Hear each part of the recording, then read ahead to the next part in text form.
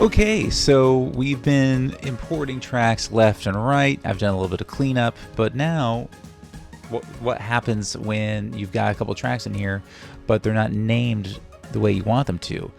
Before you know it, it's going to get out of control.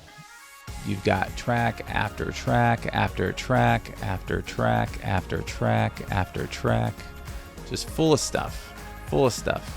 And you're like, okay, what's what here?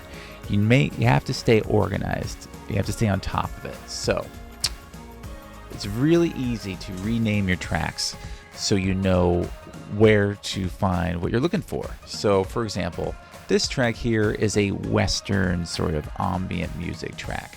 So I could just double click on the track name and then boom, look at that. I could now rename it Music Creepy Western, and I could put comments in it such as like my first choice of soundtrack. That way later on, you know, say like a week from now, if I'm still working on this and I'm saying, I wonder which one I said I liked best, boom, it's connected. This comment is connected to this track and we can view it at any time. So you click OK, boom, there it is.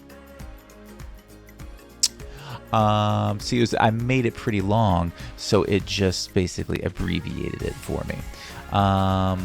Let's see here. So now this is called Buddy Holly. Maybe I want to call it Weezer, because this is Weezer. Boom.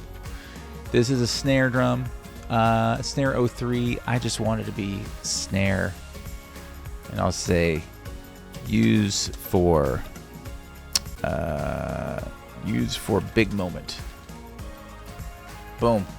And so on and so on. So really all you got to do is just double click on the track names themselves, and you can name them whatever you want, and you can put little comments in there which could help you when you're editing later on. That being said, let's see what else I have here. Let's see, selecting tracks. So all you got to do is up here we have what's called our grabber tool. Click, hold, and drag it wherever we want.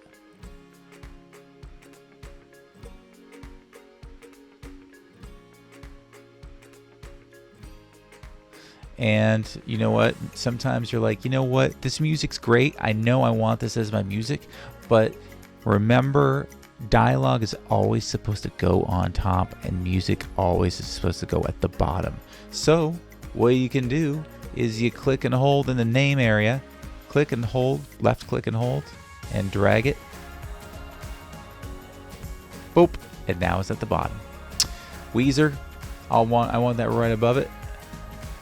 See this yellow line? That yellow line shows where it's gonna go. See that? And let go. Boom.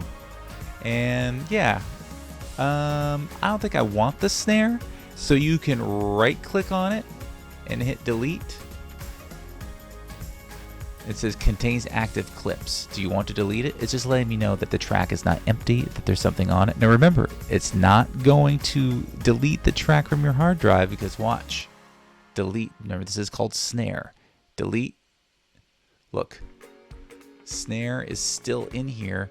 It's just not in my mix anymore. If you don't have a mouse that can right click, never fear. Whatever track is highlighted, see this? You can go up to track, down to delete this way. So I've got a mouse to right click, I just right click on it, but you can also just go up to track, and whatever the selected track is, that's whatever command you choose is that'll be the track that gets the command. In this case, delete. Boop. So there you go, some basics about naming and moving tracks around, adding and deleting.